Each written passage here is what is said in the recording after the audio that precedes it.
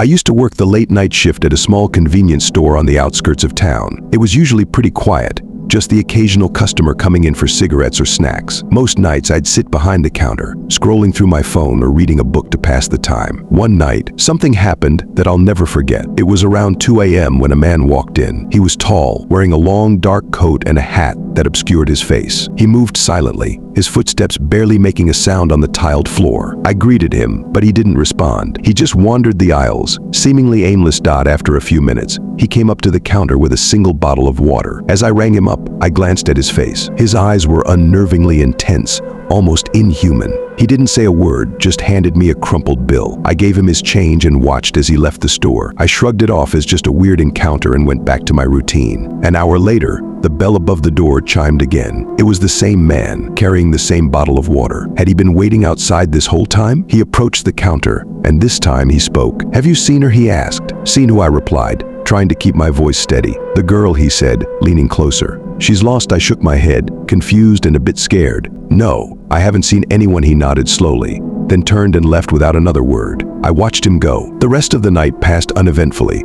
The next night I was back on shift, trying to forget about the strange encounter. Around the same time, the man returned. This time he wasn't alone. He was holding the hand of a little girl. She looked terrified, her eyes wide and pleading. "Please," she whispered, barely audible. I was about to ask what was going on when the man tightened his grip on her hand. "She's lost," he repeated. There was no one else in the store, no one to help. "Let her go," I said, my voice shaking. The man's expression darkened. He leaned across the counter, his breath icy. "She's mine." In a flash, he and the girl were gone, leaving me standing there. I called the police, but they found no trace of the man or the girl. To this day, I don't know what happened or who they were. But every night, I can still hear her whisper. I couldn't get their faces out of my head. I started to dread my shifts, constantly looking over my shoulder, half expecting to see them again. The following week, I decided to install a security camera behind the counter, hoping to capture anything strange. I didn't tell my boss the real reason, just said it was for extra safety. That night I kept an eye on the monitor, but everything was normal. No man, no girl. For a few nights, things seemed to calm down, and I began to relax a little. But then one night, as I was reviewing the footage from earlier in the week,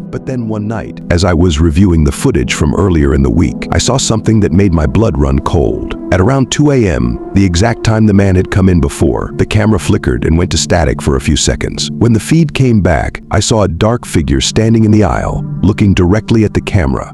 It was the man, and next to him was the girl. They stood there, motionless, staring into the lens. The camera flickered again, and they were gone. The store was empty. I rewound the footage and watched it again, my hands shaking. There was no doubt it was them. I immediately called the police and showed them the video. They took a copy and promised to investigate, but I could tell they didn't take it seriously. To them, it was just another odd, unexplainable incident. That night, I couldn't focus on anything. Every small noise made me jump, and I kept glancing at the door, expecting them to walk in at any moment. Around 2 a.m., the bell above the door chimed, but it was just a regular customer, a tired-looking truck driver grabbing some coffee. I sighed in relief, but the tension didn't leave me. I finished my shift in a haze of fear and anxiety, constantly checking the clock, waiting for dawn. The next few nights were the same. I was a nervous wreck, barely sleeping, constantly on edge. The police never found any leads and the case went cold, but I knew they were out there, somewhere, watching me. One night, as I was closing up, I heard the bell above the door chime again. I looked up, and there they were, the man and the girl. They stood just inside the entrance. I didn't know what to do. The man took a step forward, his hand still gripping the girl's tightly.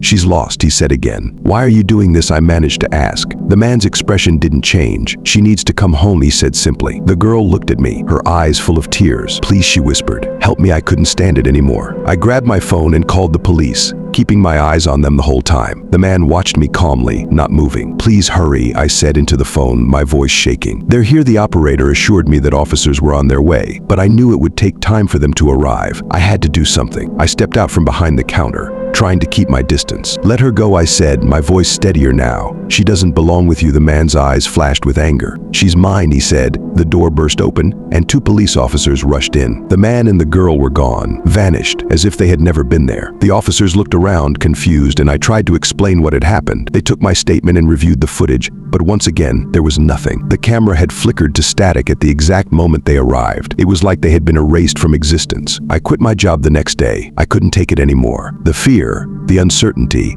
the constant feeling of being watched. I moved to a different town, hoping to start fresh. But but the memories still haunt me. Every night I dream of the man and the girl. I see their faces, hear their voices. "She's lost," he says. "Help me," she whispers. I wake up in a cold sweat, and I know that no matter where I go, they will always be with me.